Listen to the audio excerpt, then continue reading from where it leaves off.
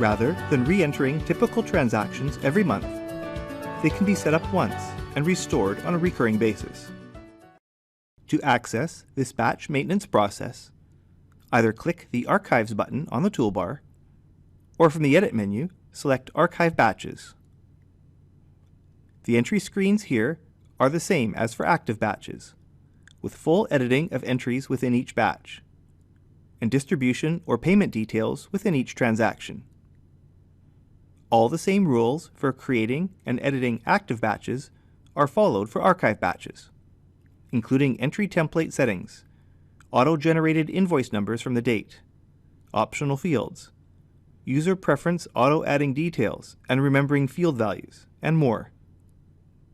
Because of the similarity, you may want to assign a particular color to archived invoice screens, defined in the company profile, to differentiate between open and archive batches.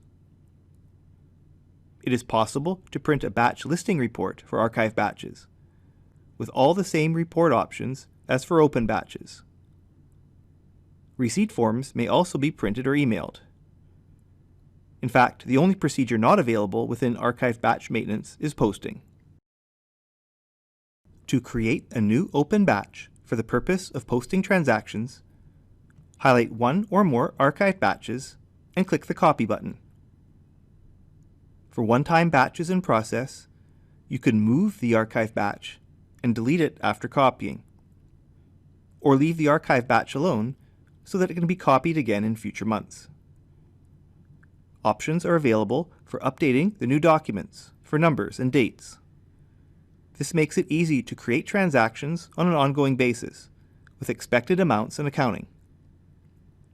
Ensure you are copying to an open batch and choose to either create a new batch, append to an existing batch, or create multiple new batches if more than one are copied.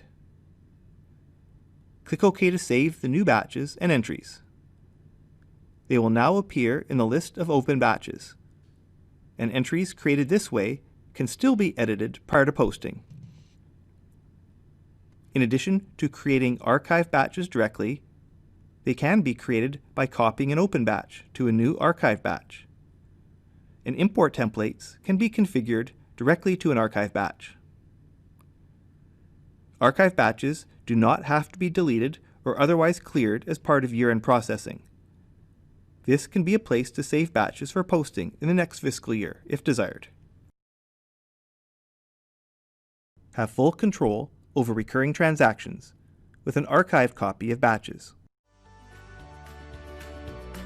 Find out more about Adagio from the product page on our website. Watch another training video on this Adagio program from the playlist, or subscribe to the Adagio YouTube channel. Thanks for watching.